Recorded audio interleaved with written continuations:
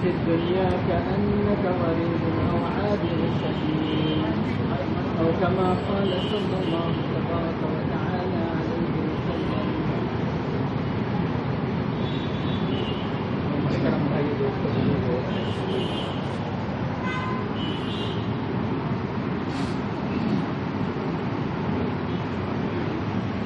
সমস্ত আসমানি কিতাবগুলো আল্লাহ তাবারক ওয়া তাআলা রমজানের মাসে অবতীর্ণ করেছেন। সমস্ত আসমানি কিতাব আল্লাহ তাবারক ওয়া তাআলা রমজানের মাসে অবতীর্ণ করেছেন। জবুর দাউদ আলাইহিস সালামের উপর আল্লাহ তাবারক ওয়া তাআলা তৃতীয় রমজান অবতীর্ণ করেছেন রমজানের মাসে। तौरात अल्लाह तबारक व तआला मूसा अलैहिस्सलाम के ऊपर 12 रमजान अवतीर्ण करें। इंजील अल्लाह तबारक व तआला ईसा अलैहिस्सलाम के ऊपर 18 रमजान अवतीर्ण करें। कुरान करीम अल्लाह तबारक व तआला रसूलुल्लाह सल्लल्लाहु अलैहि वसल्लम के ऊपर गारे खैराते 21 रमजान अवतीर्ण करें। সমস্ত আসমানি কিতাবগুলোকে আল্লাহ তাবারক ওয়া তাআলা রমজানের মাসে অবতীর্ণ করেন। আর রমাদান মাসের নাম রমাদান রাখা হয়েছে। অন্যান্য যত মাসগুলো আছে ওই সমস্ত মাসগুলোর নাম আল্লাহ তাবারক ওয়া তাআলা রাখেন। রমাদান এই মাসের নাম আল্লাহ তাবারক ওয়া তাআলা নিজে রেখেছেন। কোরআনের মধ্যে আল্লাহ তাবারক ওয়া তাআলা এই মাসের নাম শাহরু রমাদান আল্লাযী রমাদান নামে উল্লেখ করেছেন। রমাদান শব্দের অর্থের দিক দিয়েও একটা তাৎপর্য আছে। রমাদান শব্দের অর্থ হচ্ছে জ্বালিয়ে দেওয়া, পুড়িয়ে দেওয়া। রমাদান শব্দের অর্থ হচ্ছে জ্বালিয়ে দেওয়া, পুড়িয়ে দেওয়া। রমদুন থেকে মরুভূমির বালু যখন গরম রোদের কারণে সেটা উত্তপ্ত হয়ে যায়, ওই গরম মরুভূমির বালুকে আরবিতে রমদ বলে। উত্তপ্ত বালু যেটা মরুভূমির উত্তপ্ত গরম রোদে যে বালু উত্তপ্ত হয়ে যায় সেটা এরকম গরম হয় যে ওর মধ্যে যদি পানি দিয়ে দেওয়া হয় পানি তার সাথে সাথে ছট করে পুড়ে নাই হয়ে যায়, মানুষ পাও ওটার উপর রাখতে পারে না। তো আল্লাহ তাবারক ওয়া তাআলা এই মাসের নাম রমাদান রেখে এই কথার দিকে ইশারা করেছে। রমাদান এই মাসের নাম আল্লাহ তাবারক ওয়া তাআলা রেখে এই কথার দিকে ইশারা করেছেন যে এই মাসের মধ্যেও আল্লাহ তাবারক ওয়া তাআলা কিছু জিনিসকে জ্বালাবেন, পোড়াবেন। কি জ্বালাবেন, কি পোড়াবেন? যখন বান্দা রোজা রাখে, রোজা রাখার কারণে তার পেটের ভিতরে যে একটা জ্বলন, খিদার কারণে যে একটা জ্বালা পোড়া তৈরি হয় তার পেটের ভিতরে, তো আল্লাহ তাবারক ওয়া তাআলা তার এই পেটের ভিতরে জ্বালা পোড়ার ভিতরে তার পুরো বছরের গুনাহগুলোকে আল্লাহ তাবারক ওয়া তাআলা দিতে থাকে। আমরা জানি যে পানি দিয়ে কিছু জিনিস সাফ হয়, আগুন দিয়ে কিছু জিনিস সাফ হয়। পানি দিয়ে যে জিনিসগুলো পরিষ্কার হয় ওগুলার ময়লা অনেক নরম হয়, আর আগুন দিয়ে যে জিনিসগুলো পরিষ্কার করা হয় সেগুলোর ময়লাগুলো বড় গভীর হয়। রোজা রাখার কারণে পেটের ভিতরে যে একটা জ্বালা, একটা পোড়াও তৈরি হয়, এটা একটা আগুনের ভাটির মতো। যেই আগুনের ভাটি দেখা যায় না, কিন্তু এই জ্বালা পোড়ার কারণে মানুষ জ্বলে পুড়ে কেন? আগুন দিয়ে যত তাড়াতাড়ি মরবে না, এই জ্বালা পোড়ার কারণে মানুষ তার থেকে দ্রুত উঠতে মরতে পারে। পেটের ভিতরে এরকম একটা জ্বলন তৈরি হয়। তো আল্লাহ তাবারক ওয়া তাআলা পুরো মাস তার বান্দাকে রোজা রাখান। আর রমাদান এই মাসের নাম দিয়ে আল্লাহ তাবারক ওয়া তাআলা ইশারা করে দিয়েছেন যে আমরা যেমন এখন সবাই রোজা রেখে এখানে বসে আছি, খিদার কারণে পেটের ভিতরে একটা জ্বালাও পোড়াও তৈরি হচ্ছে, তো আল্লাহ তাবারক ওয়া তাআলা এই আগুনের ভিতরে আল্লাহ তাবারক ওয়া তাআলা আমাদের গুনাহগুলোকে জ্বালাচ্ছেন, আমাদের গুনাহগুলোকে জ্বালিয়ে পরিষ্কার করতেছেন আমাদেরকে গুনাহ থেকে। একটা রোজা রাখি তো কিছু গুনাহ আল্লাহ তাবারক ওয়া তাআলা এর মধ্যে পোড়া, আরেকটা রোজা রাখি তো আল্লাহ তাবারক ওয়া তাআলা তার মধ্যে আরেক ধরনের গুনাহকে পোড়া, তৃতীয় আরেকটা রোজা রাখি আল্লাহ তাবারক ওয়া তাআলা। উলামা ইকরামরা বলতেছেন, মুফাসসিরিন ইকরাম, মুহাদ্দিসিন ইকরাম, যে দুনিয়াতে মানুষ যে গুণা করে এগুলো 29 বা 30 প্রকারের হয়। সমস্ত গুণাগুলাকে যদি তার এটাকে যদি ক্যাটাগরিতে ভাগ করা হয় তাহলে 29টা অথবা 30টা ক্যাটাগরিতে ভাগ করা যাবে মানুষের গুণা। তো প্রথম গুণা যেটি রোজা রাখে তো আল্লাহ তাবারক ওয়া তাআলা প্রথম ধরনের রোজার গুণাগুলোকে আল্লাহ তাবারক ওয়া তাআলা এর মধ্যে পুরানা জ্বালিয়ে পুড়িয়ে সাক্ষাৎ করে। দ্বিতীয় আরেকটা রোজা রাখে বান্দা তো তার মধ্যে আরেক ধরনের গুণাকে আল্লাহ তাবারক ওয়া তাআলা জ্বালিয়ে পুড়িয়ে সাক্ষাৎ করে। এরকম ভাবে বান্দা যখন 30টা রোজা রাখে তো 30টা রোজার মধ্যে আল্লাহ তাবারক ওয়া তাআলা বান্দার সমস্ত গুণাগুলোকে এর মধ্যে দিয়ে আল্লাহ তাবারক ওয়া তাআলা বান্দাকে এরকম পরিষ্কার করে দেন যে যেদিন রমাদান শেষ হয় আর বান্দা ঈদগাহর দিকে যায় তো আল্লাহ তাবারক ওয়া তাআলা ফেরেশতাদেরকে বলেন যে বলো আমার বান্দা পুরো মাস কষ্ট করেছে, যে মজদুর কষ্ট করে তার বদলা কি হতে পারে? ফেরেশতারা আল্লাহ তাবারক ওয়া তাআলাকে বলেন যে আল্লাহ মজদুর যদি কষ্ট করে তার বদলা হচ্ছে তার প্রাপ্য তাকে দিয়ে দেওয়া হবে। তো আল্লাহ তাবারক ওয়া তাআলা বলেন তোমরা সাক্ষী থাকো আমি আমার বান্দা বান্দি যারা রোজা রেখেছে আর ঈদগাহে হাজির হয়েছে বান্দারা তাদের সমস্ত গুনাহকে আমি মাফ করে দেব। আর তারা এই ঈদগাহ থেকে এরকম ভাবে পরিপূর্ণ আর এরকম ভাবে নিষ্পাপ হয়ে ঈদগাহ থেকে ফেরত যায় যেরকম তার শরীরের মধ্যে আর কোনো গুনাহই বাকি নেই। যেরকম তার মা তাকে জন্ম দিয়েছে, তার মা তাকে আজকে জন্ম দিয়েছে। রমাদান মাস এই উম্মতকে আল্লাহ তাবারক ওয়া তাআলা খাস ভাবে দিয়েছে, অন্য কোন উম্মতকে আল্লাহ তাবারক ওয়া তাআলা এই রমাদান মাসকে খাস ভাবে দেন নাই। তারাও রোজা রাখতো কিন্তু তাদের রোজা আমাদের মতো ছিল না। আমাদের উপর আল্লাহ তাআলা আসানি করেছেন। আমরা 30টা রোজা রাখি কিন্তু আমরা সেহরিও খেতে পারি, ইফতারও খেতে পারি, খেতে পারি। আগের উম্মতিরা রোজা রাখতো, তাদের রোজা ছিল 24 ঘন্টা। সেহরি খেতো আবার সেহরি খেতে হতো, তারা রমজানে ইফতারি করতে পারতো না, 24 ঘন্টার রোজা। আর সূর্য ডুবতো, সূর্য উঠার আগেই তাদেরকে সুবে সাদিক হওয়ার পরেই খেতে হতো। সূর্য যদি উঠে যেত আর খেতে পারতো না, খাওয়া বন্ধ। কেউ যদি এর মধ্যেখানে সুবে সাদিক আর সূর্য ওঠার মধ্যেখানে না খেতে পারে তাহলে তার খাবার সময় শেষ হয়ে গেছে, সে আরো 24 ঘন্টা রোজা রাখতে হবে আর এর মধ্যেখানে তাকে সে খেতে পারবে না। এরকম রোজা থেকে রাখতে হবে।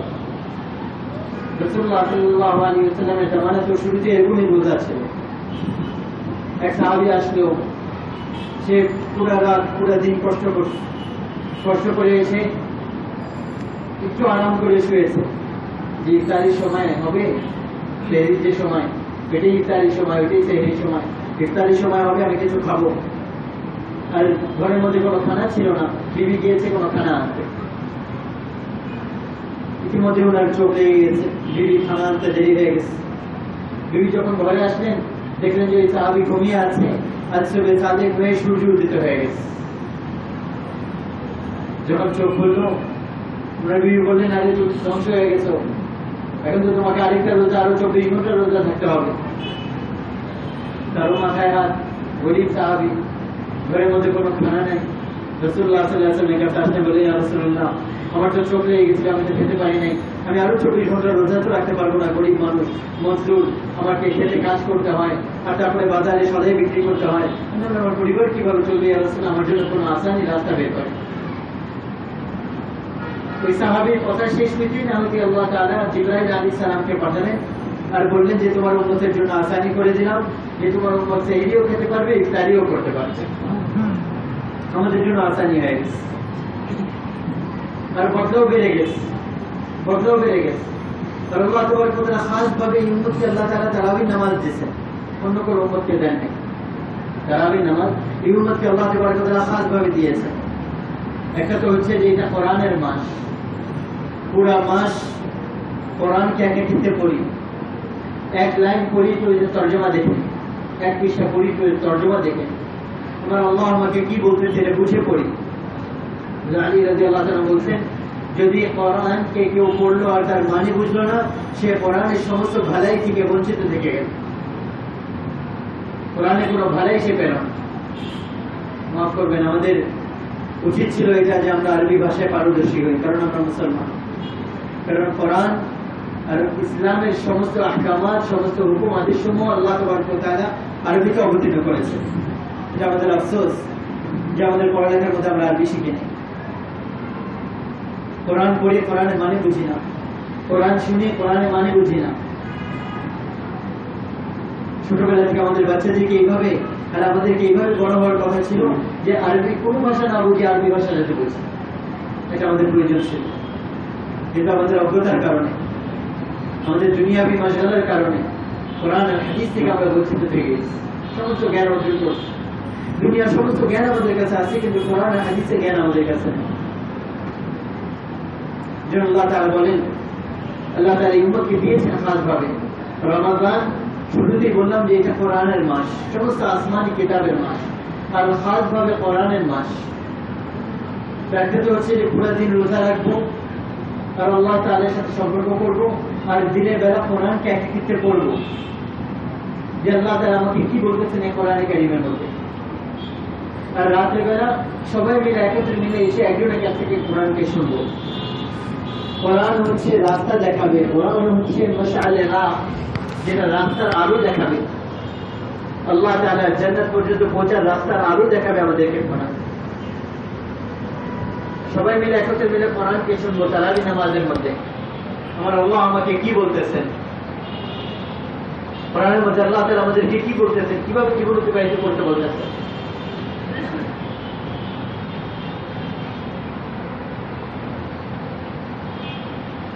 দুনিয়াতে কেউ কিছু আবিষ্কার করলে তার সাথে একটা ক্যাটালগ দেয় যে এইটা দেখো আর এই অনুযায়ী এটাকে ব্যবহার করো। এই যে মাইকটা বয়ান করতেছি এটার সাথে একটা ক্যাটালগ আছে, যে মোবাইল আপনারা ব্যবহার করতেছেন এই মোবাইলের সাথে একটা ক্যাটালগ দিচ্ছে।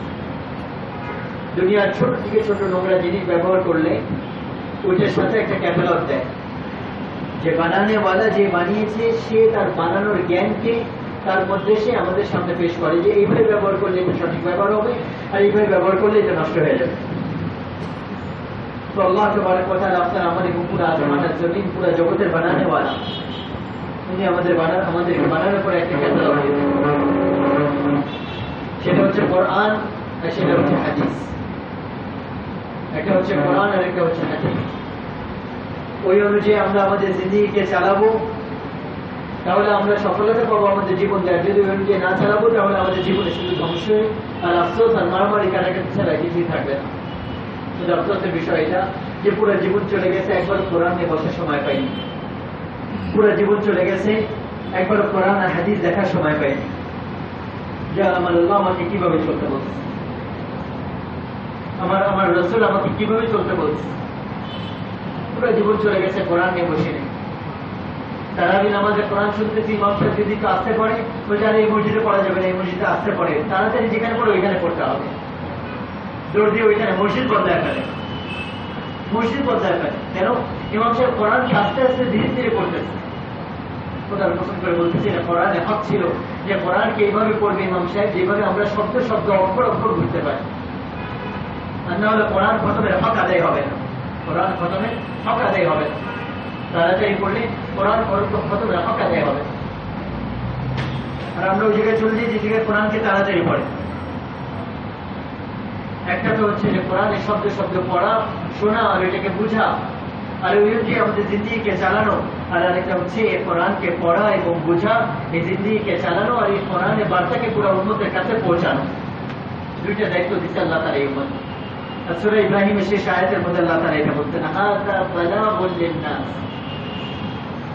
কোরআন এটা কোরআনের নাম না, কোরআন এটা কোরআনের নাম না। কোরআন শব্দের অর্থ হচ্ছে যেটাকে পড়া হয়, যেটাকে পড়া হয়। কোরআন শব্দের অর্থ হচ্ছে যেটাকে পড়া হয়, এটাকে অনেক বেশি পড়া হয়, এই জন্য এটার নাম রাখা হয়েছে কোরআন। আর না হলে আরবরা কি বলে মাসহাফ, মিশরীয়রা বলে ফুরকান, আমরা বলি কোরআন। এটার নাম কোরআন না। যদি আল্লামা জারকাশী রাহমাতুল্লাহ উনি বড় আলিম ছিলেন, উনি বড় মুফাসসির ছিলেন, মুহাদ্দিস ছিলেন, উনি বলেছেন যদি কোরআনে কোনো নাম রাখা হতো, কারণ কিতাবের বিষয়বস্তু কিতাবের ভিতরে কিতাবের নাম, কিতাবের ভিতরে বিষয়বস্তু বয়ান করে।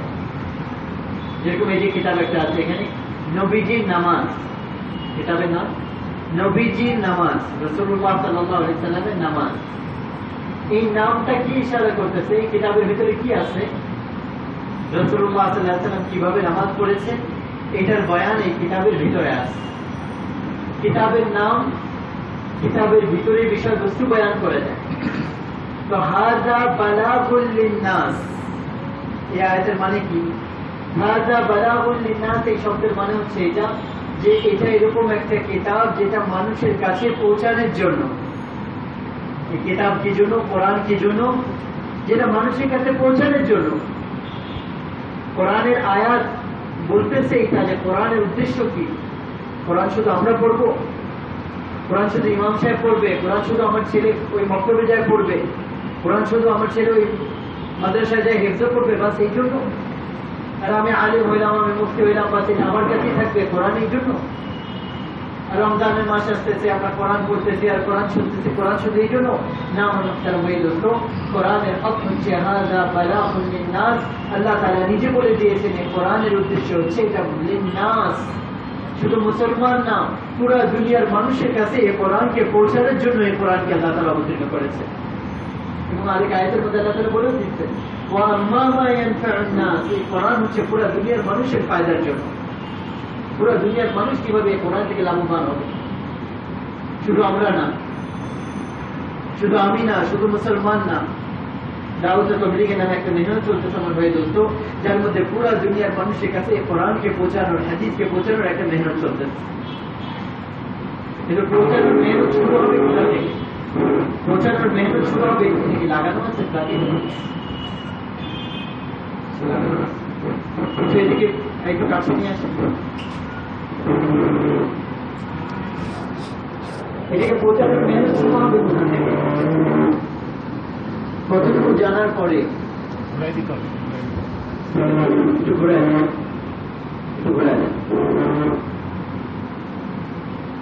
কতটুকু জানার পরে, কতটুকু কোরআন শেখার পরে, কতটুকু হাদিস শেখার পরে আমি এটাকে আগে পৌঁছাইতে পারবো, তাবলীগ করতে পারবো। তাবলীগ শব্দের মানে হচ্ছে পৌঁছানো। কতটুকু জানার পরে আমি পৌঁছাইতে পারবো? হাদিসের মধ্যে এটা আসছে, কোরআনের মধ্যে এটা আসছে, যে আল্লাহ তাবারক ওয়া তাআলা কোরআনে কারীমের মধ্যে এটা বলে দিয়েছেন, এবং আল্লাহর রাসূল হাদিসের মধ্যে এটা বলে দিয়েছেন যে বাল্লিগু আন্নী ওয়ালাউ আয়া, বাল্লিগু আন্নী ওয়ালাউ আয়া। তাবলীগ করা শুরু করো কোন জায়গা থেকে? যদি তুমি একটা আয়াত জানো, যদি তুমি একটা আয়াত জানো, তোমার তাবলীগ তুমি শুরু করে দাও। শেষ করবা কোথায় যায়? ইলমের কোনো সীমানা নাই। এটা কেউ বলতে পারে না আগে আমি শিখিনি তারপরে আমি শিখাবো। কেউ এটা বলতে পারে যে আমি পুরো শিখিয়ে গেছি, এখন আমি শিখানোর যোগ্যতা অর্জন করেছি, কেউ দাবি করতে পারে না। শিখার কোনো সীমানা নাই। শুরু কোথা থেকে হবে? এটা রাসূল হাদিসের মধ্যে বলে দিয়েছেন, বুখারী হাদিস, বাল্লিগু আন্নী ওয়ালাউ আয়া। তুমি যদি একটা আয়াত জানো তো তাবলীগ তুমি শুরু করে দাও। একটা আয়াত জানো, এখান থেকে আমাকে শুরু করে দিতে হবে। একটা আয়াত জানতো। আমি আমেরিকায় ছিলাম 4-5 দিন আগে। ওই জায়গায় একটা মাদ্রাসায় গেলাম, যেটা বড় দারুল উলুম বাফেলো, অনেক বড় মাদ্রাসা, অনেক বড়, যেটা একটা আল্লাহ তাআলা তৌফিক দিয়েছেন ওনাদেরকে একটা বিরাট জেলখানা কিনে ওইটাকে মাদ্রাসা বানিয়েছে। বিরাট একটা জেলখানা, যেটা এই মসজিদের 40টা সমান হবে, এত বড় একটা মাদ্রাসা। আমেরিকার মতো জায়গায় একটা মাদ্রাসা, যেটা আপনাদের এই মসজিদ, আমরা মনে করি ধানমন্ডির এই মসজিদ অনেক বড়, অনেক সুন্দর আমরা বানাইছি। এই মসজিদ থেকে আরো অনেক সুন্দর এবং অনেক বড়, যে ওই জায়গায় একটা জেলখানা কিনে একটা মাদ্রাসা বানানো হয়েছে, যেটা এই মসজিদ থেকে প্রায় 30টা থেকে 40টা সমান, এত বড়। বাফেলো। আরেকটা মাদ্রাসা গেছি দারুল উলুম নিউ ইয়র্ক, যেটা ব্রুকলিনে, দারুল উলুম নিউ ইয়র্ক সিটিতে, যেটা এই মসজিদের প্রায় কয়টা 5টা সমান হবে, এত বড় মাদ্রাসা। আপনারা যারা গেছেন দেখছেন। কারা শুরু করতে? বড় আলেম শুরু করেনি, বড় মুফতি শুরু করেনি। বরকতুল্লাহ ভাই আপনারা অনেকে চিনেন যারা গেছেন। একজন দাওয়াত তাবলীগে লাগার কারণে আল্লাহ তাআলা তাকে জেনে দিতে যে কোরআন আর হাদিস শেখানো উচিত, যেটা আমাদের বাচ্চাদের মধ্যে, আমাদের সাধারণ মানুষের মধ্যে আসা দরকার। নিউ ইয়র্কের মতো একটা জায়গায় একটা মাদ্রাসা শুরু করতে, যে জায়গায় হাজারো ছেলে মেয়েরা এখন আলিম, উলামা, মুফতি, মুহাদ্দিস, হাফেজে কোরআন এখান থেকে বের হয়ে যাচ্ছে। একজন সাধারণ মানুষ যে শুধু এতটুকু শুনছিল যে বাল্লিগু আন্নী ওয়ালাউ আয়া, আমার একটা আয়াত জানলে আমাকে পৌঁছাতে হবে, ওই একটা আয়াত সে পৌঁছানো শুরু করছে। আল্লাহ তাআলা তাকে এখন যে কোরআন আর হাদিস, মুফতি, উলামা ইকরাম, মুফাজ্জে ইকরাম ছেলে মেয়েদেরকে ওইখান থেকে দারুল উলুম থেকে বের করার তৌফিক দিয়েছে। শুরু করতে থেকে ওই এক ব্যক্তি যে বাল্লিগু আন্নী ওয়ালাউ আয়া এক আয়াত থেকে শুরু করছে। দাওয়াত তাবলীগের মেহনতের বরকত আল্লাহ তাআলা দেখাইতেছে। আমরা গেলাম ডালাসে, যে জায়গায় একটা মসজিদ, আরবিন মসজিদ, একটা মসজিদ যেটা এই মসজিদের 10টার সমান হবে। এই মসজিদের 10টার সমান। আমেরিকায় ডালাসে একটা মসজিদ, হিউস্টনে একটা মসজিদে গেলাম, যেটা এই মসজিদের প্রায় 20টার সমান হবে। একটা মসজিদ, প্যালেস, এত বড়। মুসলমানরা তারাবি করতেছে, রোজা রাখতেছে, আর ইফতারে খাওয়া হচ্ছে, আর মুসলমানরা আসতেছে, তাদের ছেলে মেয়েরা প্রতিদিন বিকালবেলা এসে কোরআন শিখতেছে। একটা পরিবেশ। এগুলো কোনো বড় বড় আলিম ওলামা মুফতিরা স্কলাররা যায় ওগুলা বানায় নেয়। সাধারণ মানুষ দাউদ পব্লিকের মেহনতের বর্তমানে তাদের মেহনের মধ্যে আল্লাহ তাআলা এই কথা ঢুকেছে যে কোরআন হাদিস আমাদের শেখানো দরকার। আল্লাহ তাআলা এরকম জায়গায় দারুল উলুম ফোকনার, যেটা অস্ট্রেলিয়া, এত বড় মাদ্রাসা, যেটা এই মসজিদ 30টা থেকে 40টা হবে, আরো বড়। উলামা, আলেম, হাফেজ বের হইতেছে। আমি যে মাদ্রাসা পড়ছি সাউথ আফ্রিকাতে, এই মসজিদের প্রায় 50টার সমান হবে, এত বড় মাদ্রাসা। সাধারণ মানুষের ওটা শুরু করতে একটা বাড়ি ছিল প্রথমে, তারপরে 2টা বাড়ি, তারপর 3টা বাড়ি, কিনতে পুরো এলাকা কিনে জায়গা বড় দারুল উলুম বানিয়েছেন আল্লাহ তাআলা। বলার উদ্দেশ্য এটা যে যখন বান্দা তার ইলম যতটুকু আছে এতটুকু অনুযায়ী শুরু করে, আল্লাহ তাবারক ওয়া তাআলা তাকে যে এরকম কাজ নেয় যেটা চিন্তাও করা যায় না। এই জন্য একটা হয়েছে যে যতটুকু জানি এদিকে ফেলানো শুরু করি, এদিকে পৌঁছানো শুরু করি, এদিকে তাবলীগ শুরু করি। আর যেটা জানি না আল্লাহ তাআলা ওইটার উপর আমল করার, ওইটা পৌঁছানো আল্লাহ তাআলা আমাদেরকে তৌফিক দেন। এটা আল্লাহর ওয়াদা। হাদিসে কুদসি আল্লাহ তাআলা বলেন, যখন আমার বান্দা যতটুকু জানে ওইটার উপর আমল করে, ওইটাকে আগে ছড়ায়, আমি তাকে ওই ইলম দেই যেটা কোনো কিতাবের মধ্যে নেই, আর ওই আমলের উপর তাকে উঠেই যেটা কিতাবের মধ্যে আছে। আর আল্লাহ তাআলা এই জামানাত পুরো দুনিয়া থেকে দেখেন, এই জামানাতও দেখাচ্ছে যেরকম মানুষের দ্বারা আল্লাহ তাআলা হিদায়াতের ফয়সালা করতেন। আর তাদের ঘরের মধ্যে উলামা, আলিম, মুফতি পয়দা হইতেছে। তাদের ঘরের মধ্যে বড় বড় আলিম, হুফাজ আর মসজিদগুলোর ইমাম, তাদের ঘরের মধ্যে পয়দা হইতেছে, যারা আজ থেকে 40-50 বছর আগে তবলিগে লাগছে। আপনাদের এখানেও এরকম আছে এবং পুরো দুনিয়াতে আমরা দেখছি, যারা ওই একটা আয়াতের উপর আমল শুরু করছিল, বাল্লিগু আন্নী ওয়ালাউ আয়া, এর থেকে বেশি জানতো না, এখন তাদের ছেলেরা আলিম, উলামা, মুফতি, হুফাজ তাদের ঘরের মধ্যে। আর তারা মসজিদগুলো, মাদ্রাসাগুলো চালাইতেছে। আমেরিকার মধ্যে আমার সাথে দেখা হলো, এই জায়গায় সেলিম আকরাম সাহেবের ছেলে ওই মসজিদের ওই জায়গার ইমাম, ওই জায়গার মুফতি, ওই জায়গায় মসজিদ চালাইতেছে। তার বাবা ইঞ্জিনিয়ার, এখানে আপনারা চিনেন, ইঞ্জিনিয়ার তার বাবা। তার ছেলে আমেরিকায় দিন ছড়াইতেছে। আমরা একসাথে পড়ছিলাম মক্তবে, ওই জায়গায় প্রায় 25 বছর পরে দেখা হলো। আল্লাহ তাআলা দ্বীনের কাজ করতেছে। সাধারণ মানুষ ছিল, দাউদের মেহনতের বরকতে আল্লাহ তাআলা দ্বীনকে পরিবর্তন করতেন। ইনজিমামুল হক আমাদের সাথে দিনে চলতেছিল পাকিস্তানে, তো বলতেছিল এই তবলিগের মধ্যে তোমরা কি এরকম ছুমন্তার করো যে মানুষের জিন্দিগি এরকম পরিবর্তন হয়ে যায়? কি ছুমন্তার আছে এর মধ্যে? আমাদের কোনো ছুমন্তার নেই, কোনো জাদু নাই, কিন্তু তার এই প্রশ্ন আমার ব্রেনের মধ্যে অনেক ধাক্কা দিচ্ছে যে আসলে আমরা কি করি? কিছুই তো করি না। আপনারা দেখেন তবলিগের মধ্যে মানুষ যে কি করে, আল্লাহ মাফ করুন, অনেকে তো বলে যে কি পিকনিক করে, আল্লাহ যার যার বুঝ অনুযায়ী সে বলে যে বিদাত করতেছে। বিদাত দিয়ে কখনো হেদায়েত ছড়ায় না, বিদাত দিয়ে কখনো হেদায়েত ছড়ায় না, বিদাত দিয়ে হাদিসের মধ্যে আসছে গোমরাহি ছড়ায়। তো আমাকে বললো যে তোমরা কি করো যেটা দেখো মানুষের জিন্দিগি পরিবর্তন হয়ে যায়। তো আমি ওকে একটা কোরআন হাদিসটাকে উত্তর দিয়ে দিলাম, কিন্তু আমার ব্রেনের মধ্যে প্রশ্ন থেকেই গেল যে আসলে মানুষের জিন্দিগিতে 3 দিনে, 40 দিনে, 4 মাসে কেন পরিবর্তন আসে? কি হয়?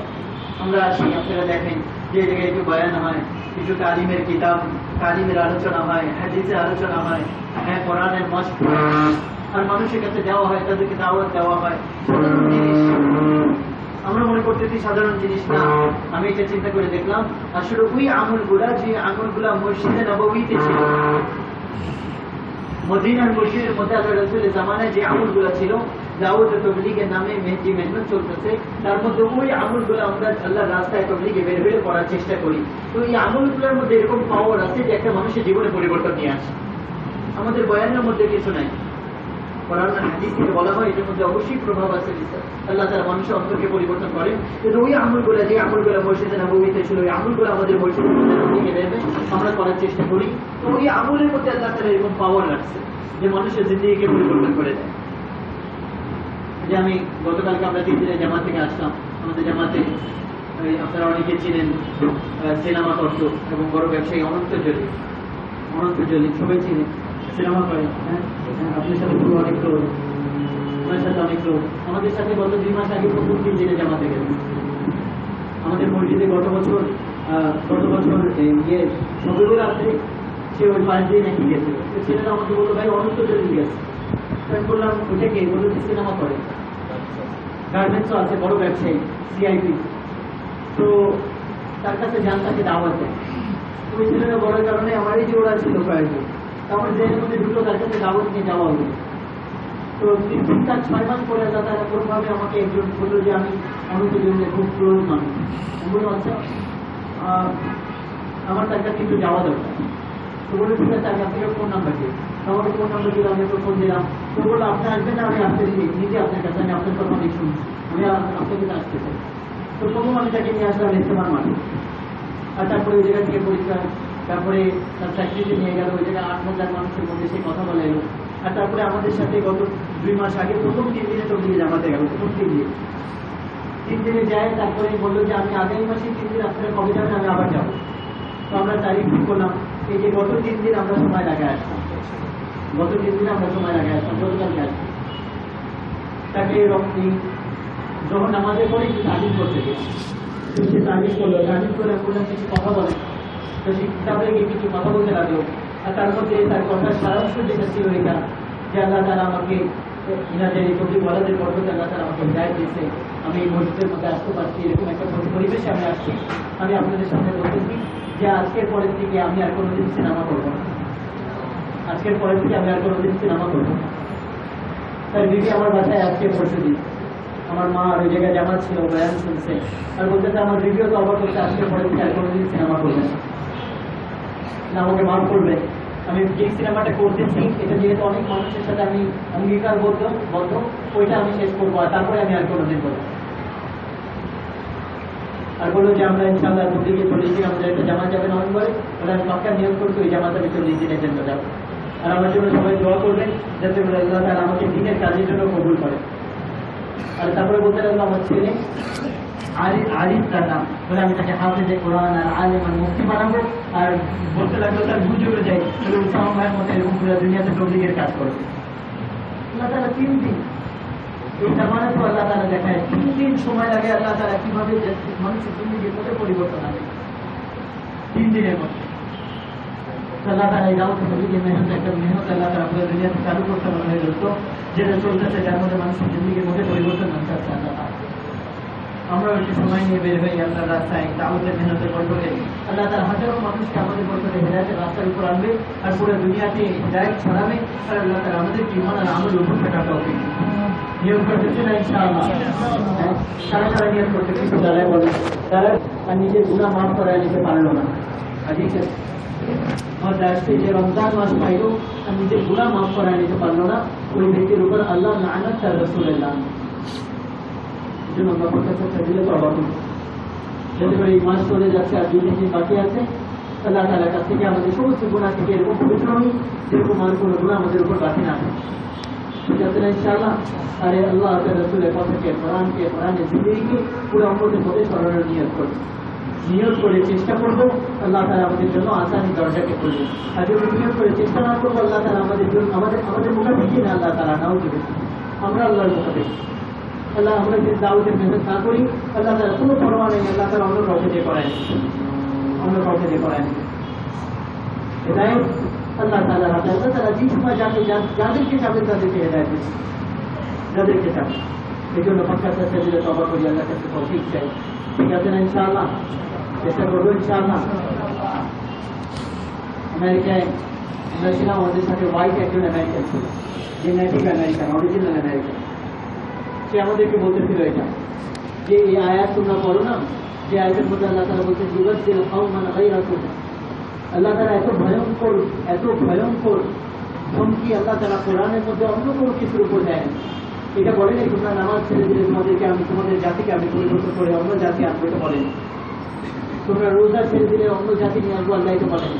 দাওয়াতের কাজ তোমরা করবো না, আল্লাহ তাআলা বলছে তোমরা দাওয়াতের কাজ বন্ধ করে দিলে তোমাদের জাতিকে আমি ধ্বংস করে দিব, অন্য কোনো জাতিকে আমি নিয়ে আসবো, আল্লাহ তাআলা ধমকি দিচ্ছেন কোরআনের মধ্যে। তো সে আমাদেরকে বলতেছিল এই দাওয়াতের কাজের দায়িত্ব আল্লাহ তাআলা আসলে আরবদের উপর দিচ্ছে, আরবদের উপর। আরবরা করে নেই, করতেছে না, অকাদাই করে। আল্লাহ তাআলা এখন এরকম এরকম জাতিকে হেদায়েত দিতেছে যেটা আমরা চিন্তাও করতে পারবো না।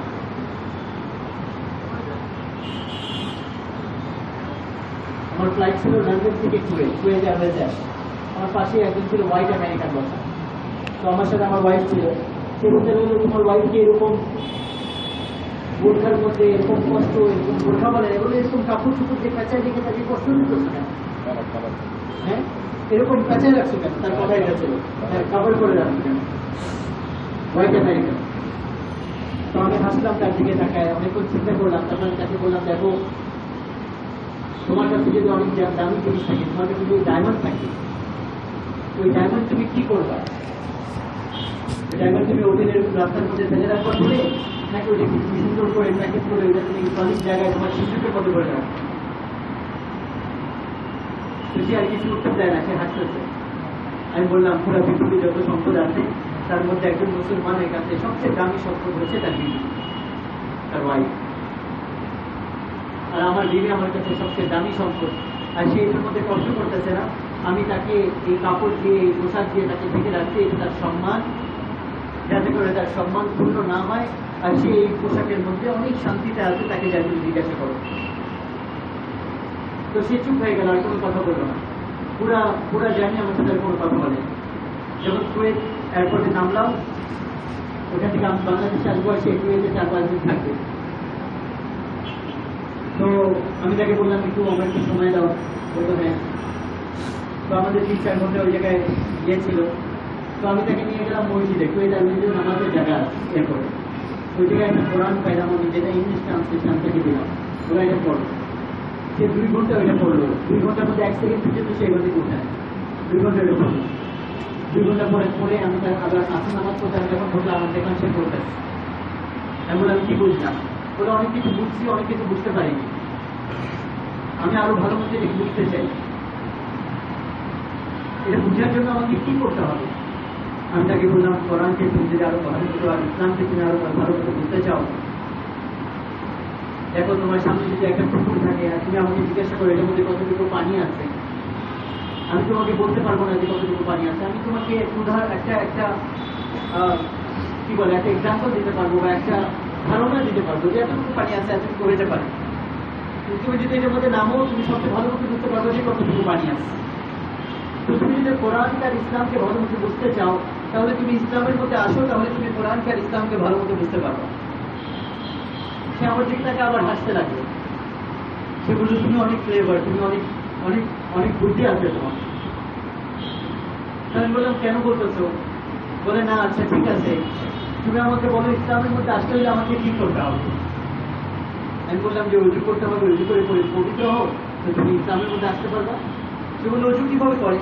তো আমি তাকে ওই জায়গায় এখনই অজুর ব্যবস্থা আছে, আমি তাকে অজু করে দেখে। সে অজু করলো, অজু করে বললো, এখন আমি ইসলামের মধ্যে আসতে চাই, আমাকে কি করতে হবে? আমি বললাম, কিছু না, তোমাকে শাহাদা পড়তে হবে। বললো, শাহাদা কি? আমি ওকে ওর মানে বললাম, আশহাদু আল্লা ইলাহা ইল্লাল্লাহ ওয়া আশহাদু আন্না মুহাম্মাদার রাসূলুল্লাহ, এটা মিনিং আমি ওকে বললাম। বললাম যে এই বিশ্বাস তুমি করো? বলো, হ্যাঁ আমি এই বিশ্বাস করতে রাজি আছি। তারপরে আমি ওইদিকে পুরো ওই জায়গায় মুসলমানরা ছিল, ওই যে কুয়েতিরা ছিল, অনেকে মুসলমান, আমাদের তবলিগের সাথে কয়েকজন ছিল। আমি ওদের সামনে ওকে মুসলমান বানাই না, আমি মুসলমান বানাই। তারপরে বললাম, এখন তুমি কোরআন পড়ো, দেখো তুমি কোরআনকে কিভাবে বুঝতে পারো। আর ওদের হাওয়ালা করলাম। তারপরে ইসলাম আর নামাজ কিভাবে পড়তে হয় এটা শিখায়। তারপরে আমি বাংলাদেশে চলে আসলাম। আমার বলার উদ্দেশ্য এটা, আমার ভাই দোস্ত, যে দাওয়াতের মেহনত করবো, আল্লাহ তাআলা আমাদেরকে দিন পুরো দুনিয়াতে শোনার তৌফিক দেবে। আর এরকম জাতিকে আল্লাহ তাআলা হেদায়েত দিবে, যাদেরকে যে ঈমানের উপর আর ইসলামের উপর আসে আমরা চিন্তাও করতে পারি। এই জন্য মেহনত করতে সবাই রাজি আছে না? ইনশাআল্লাহ মেহনত করি, তওবা করি, আর আগে বাড়ি। আমাদের ঘরের মধ্যেও আমাদের বীর বাচ্চাদেরকে কোরআন হাদিস হচ্ছে তাদের দুনিয়াকে চালানোর জন্য তাদেরকেও বলি। ঘরের মধ্যে আমাদের কিতাবের তারিখ, কোরআনের তারিখ ঘরের মধ্যেও চালু করি। কমসে কম প্রতিদিন 2-3 হাদিস আর কোরআনের আয়াত এবং তার তর্জমা আমাদের বাচ্চাদেরকে, বিবিদেরকে প্রতিদিন পড়েছি। ঠিক আছে না? ইনশাআল্লাহ চেষ্টা করবো। ইনশাআল্লাহ এটাকে ঘরে তালিম বলে। আর মসজিদের মধ্যে প্রতিদিন তালিম হয়, এই তালিমের মধ্যে আমরা বসি। অনেকে বলে যে তবলিগওয়ালারা শুধু হাদিস পড়ে, কোরআন পড়ে না। না, ভুল ধারণা। এই কিতাব এখানে পড়া হয় না, এটার মধ্যে কোরআনের আয়াতের তর্জমা প্রতিদিন আগে আছে, 37টা বিষয় আছে এর মধ্যে মুনতাসির হাদিসের মধ্যে। প্রথমে কোরআনের আয়াত আর তার তর্জমা ওই বিষয়ের উপর, আর তারপরে হাদিস আর তার তর্জমা ওই বিষয়ের উপর আনা হয়েছে। শুধু হাদিস না, প্রথমে কোরআন ওই বিষয়ের উপর, কোরআনের আয়াত আর তারপরে হাদিস ওই বিষয়ের উপর আনা হয়েছে। এই জন্য আমরা কোরআন আর হাদিসকে যখন শুনবো আর জিন্দিগিতে চালাবো, আল্লাহ তাআলা আমাদেরকে তৌফিক দিবে, কবুল করবে এই দুনিয়াতে কোরআন আর হাদিসের জিন্দিগিকে নিজের জিন্দিগির মধ্যে আনার, তারপরে দুনিয়াতে আম করে। আল্লাহ তাআলা আমাদেরকে এই কথাটা বললাম, আমি করে তৌফিক দান করেন। আর তৌফিক আল্লাহর রাস্তায় দিনের জন্য 4 মাসের জন্য বের হই, নেমে যাচ্ছে ইনশাআল্লাহ। জামাত কবে বের হবে? 7 তারিখ, আগে এই মাসে।